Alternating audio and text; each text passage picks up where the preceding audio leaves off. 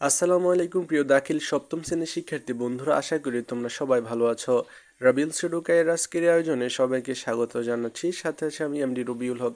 প্রিয় শিক্ষার্থী বন্ধুরা, আজকে আমি তোমাদের দাখিল সপ্তম শ্রেণীর 2026-এর জন্য কোরআন মাজিদ ও তাজবিদ বিষয়ের প্রশ্নধারা ও মানবন্টন এবং পাঠ পরিকল্পনা নিয়ে কথা বলবো। তো যেখানে তোমাদের প্রশ্নধারা ও মানবন্টন বলতে তোমাদের প্রশ্ন কাঠামো, প্রশ্নের স্ট্রাকচার বলতে অর্ধবার্ষিক পরীক্ষার তোমাদের প্রশ্ন কিভাবে হতে পারে সেই বিষয়ে দিক নির্দেশনা দিব, এবং পাঠ পরিকল্পনা বলতে তোমাদের কোরআন মাজিদ ও তাজবিদ বিষয় থেকে অর্ধবার্ষিক পরীক্ষার জন্য তোমাদের সিলেবাসে যা কিছু থাকছে সেই নিয়ে আলোচনা করব।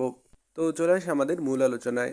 প্রথমেই আমি তোমাদের প্রশ্নধারা ও মানবন্টন নিয়ে কথা বলবো, যেখানে তোমাদের দুটি অংশে পরীক্ষা হবে।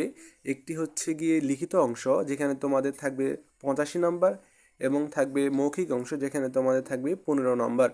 অর্থাৎ তোমাদের এই বিষয়টি 100 মার্কের পরীক্ষা হবে। তো লিখিত অংশে যা থাকছে সেগুলো হচ্ছে, 1 নম্বরে থাকবে বহু নির্বাচনী প্রশ্ন, কোরআন অংশ হতে 15টি এবং তাজভিদ অংশ হতে 5টি সহ মোট 20টি প্রশ্ন থাকবে। 20টির উত্তর লিখতে হবে। আচ্ছা প্রিয় শিক্ষার্থী বন্ধুরা, তোমাদের ইন টোটাল কোরআন মাজিদ ও তাজভিদ বিষয়ে বহু নির্বাচনী প্রশ্ন থাকবে মোট 20টি, যেখানে প্রত্যেকটির মার্ক 1 করে 20 মার্ক। তো এখানে কোরআন অংশ থেকে 15টি এবং তাজবিদ অংশ থেকে 5টি থাকবে। তো 2 নম্বরে রয়েছে আয়াতের অনুবাদ লিখতে হবে, 5টি থেকে 3টির উত্তর দিতে হবে। আয়াতের অনুবাদ বলতে এখানে ছোট্ট একটি সূরা থাকতে পারে, অথবা বড় সূরাগুলোর একটি করে আয়াত থাকতে পারে। তো এগুলোর প্রত্যেকটির মার্ক 5 করে 15। এরপরে 3 নম্বরে থাকবে বর্ণনামূলক প্রশ্ন উত্তর লিখতে হবে তোমাদেরকে কোরআন অংশ থেকে 5টি, যেখান থেকে তোমাদের 3টি প্রশ্ন উত্তর দিতে হবে। বর্ণনামূলক বলতে এগুলো একটু বড় প্রশ্ন, তো এগুলোর প্রত্যেকটির মার্ক 5 করে 15। এরপরে 4 নম্বরে থাকবে তাহকিক লিখতে হবে। তো সেখানে 8টি তাহকিক থাকবে, যে কোনো 5টি তাহকিকের উত্তর দিতে হবে, প্রত্যেকটির মান 2 করে 10। এরপরে 5 নম্বরে থাকবে তারকিব করতে হবে, যেখানে মাত্র 2টি তারকিব থাকবে, তোমাদেরকে একটি উত্তর দিতে হবে, যেখানে মার্ক হচ্ছে 5। এরপরে 6 নম্বরে থাকবে হরকত সহ সূরা অথবা আয়াত মুখস্থ লিখতে হবে, 2টি থেকে একটি উত্তর দিতে হবে।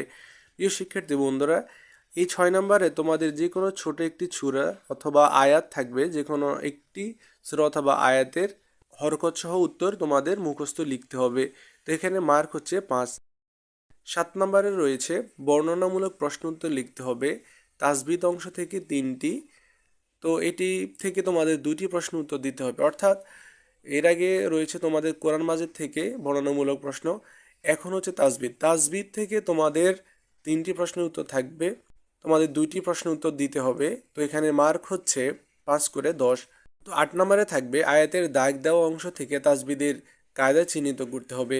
তো এখানে ছোট্ট একটা আয়াত থাকবে, যেখানে তোমাদের 7টি শব্দ অথবা বাক্যাংশ থেকে 5টি উত্তর দিতে হবে, প্রত্যেকটির মার্ক 1 করে 5। প্রিয় শিক্ষার্থী বন্ধুরা, এরপরে মৌখিক অংশ থেকে তোমাদের 15 মার্ক আসবে। তো 9 নম্বরে রয়েছে দেখে দেখে তেলাওয়াত, যেখানে তোমাদেরকে দেখে দেখে একটি সূরা অথবা আয়াত অংশ তেলাওয়াত করতে হবে, যেখানে মার্ক থাকবে 5 নাম্বার। 10 নম্বরে রয়েছে তাজভিদের কায়দা বলা, যেখানে তোমাদেরকে আয়াত অংশ থেকে তাজভিদের কায়দা দেখে দেখে বলতে হবে, এখানে মার্ক থাকবে 5। সর্বশেষ 11 নম্বরে থাকবে সূরা মুখস্থ বলা, যেখানে মার্ক থাকবে 5। অর্থাৎ যে কোনো একটি সূরা তোমাদের থাকবে, যেমন আশ-শামস থাকতে পারে, ইনশিরা থাকতে পারে, যেখান থেকে তোমাদের নাম্বার হবে 5। তো প্রিয় শিক্ষার্থী বন্ধুরা, এই ছিল তোমাদের 100 মার্কের প্রশ্নধারা ও মানবন্টন কোরআন মাজিদ ও তাজবিদ বিষয়ের জন্য। এরপর আমরা চলে যাব সিলেবাস অংশ, অর্থাৎ পাঠ পরিকল্পনা। তোমাদের অর্ধবার্ষিক পরীক্ষায় কি কি আসতে পারে, কোথা থেকে আসতে পারে একটু দেখব। তো কোরআন অংশ থেকে তোমাদের প্রথম অধ্যায়ের একম ও দ্বিতীয় পাঠ, অর্থাৎ পৃষ্ঠা নাম্বার 3 থেকে 10। এরপরে দ্বিতীয় অধ্যায়ের সূরা আশ-শামস, আল-লাইল, আদ-দুহা, আল-ইনশিরাহ ও আত-তিন অর্থসহ মুখস্থকরণ। প্রিয় শিক্ষার্থী বন্ধুরা, এখানে তোমাদের আশ-শামস, আল-লাইল, দোহা, আল-ইনশিরা ও আত-তিন অর্থসহ মুখস্থ করতে হবে। তো পৃষ্ঠা হচ্ছে 11 থেকে 17 নাম্বার। এরপরে তৃতীয় অধ্যায়ে রয়েছে প্রথম ও দ্বিতীয় পরিচ্ছেদ সম্পূর্ণ, অর্থাৎ পৃষ্ঠা নাম্বার 23 থেকে 58। তো এই ছিল তোমাদের অর্ধবার্ষিক পরীক্ষার জন্য কোরআন অংশ। আশা করি তোমরা বুঝতে পেরেছো। এরপরে সর্বশেষ তাজবিদ অংশ, যেখানে তোমাদের তাজবিদের অংশের চতুর্থ অধ্যায়ের একম, দ্বিতীয় ও তৃতীয় পাঠ পৃষ্ঠা নং 114 থেকে 124 পর্যন্ত ভালোভাবে পড়লে অর্ধবার্ষিক পরীক্ষায় তাজবিদ অংশটা ভালোভাবেই শেষ করতে পারবে। এখানে একটি কথা উল্লেখযোগ্য, সেটি হচ্ছে পড়ার সময় অবশ্যই তাজবিদের কায়দা দেখে দেখে ভালো করে মনোযোগ সহকারে পড়তে পারলেই আশা করি কোরআন মাজিদ ও তাজবিদ বিষয়ে খুব ভালো মার্ক ওঠানো যাবে।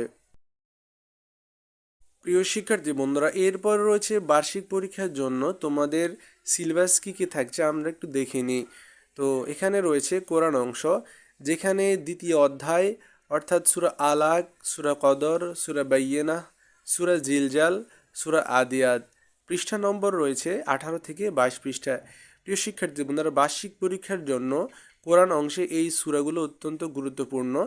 অবশ্যই এগুলো অর্থসহ আয়াত এবং এগুলোর হরকত হরফসহ ভালো মতো মুখস্থ তোমাদের করতে হবে। যেহেতু তোমাদের আয়াতাংশ মুখস্থ বলতে হবে অথবা খাতায় লিখতে হবে হরকত সহ, সেহেতু বার্ষিকের জন্য ভালোভাবে প্রিপারেশান তোমরা নিতে পারো এখান থেকে। এরপরে তৃতীয় অধ্যায় অর্থাৎ এর তৃতীয় পরিচ্ছেদ। এর আগে অর্ধবার্ষিক পরীক্ষায় তোমাদের তৃতীয় অধ্যায়ে প্রথম ও দ্বিতীয় পরিচ্ছেদ সিলেবাসে রয়েছে। এখন হচ্ছে তৃতীয় অধ্যায়ের তৃতীয় পরিচ্ছেদ অর্থাৎ আখলাক অংশ, যেখানে ফাজাইল ও রাজাইল অংশ সম্পূর্ণ তোমাদের পড়তে হবে বার্ষিক পরীক্ষার জন্য, যেখানে পৃষ্ঠা নাম্বার 59 থেকে 113 পৃষ্ঠা। এই অংশটুকু অত্যন্ত ভালোভাবে পড়তে হবে। এরপরে সর্বশেষ রয়েছে তাজভিদ অংশ।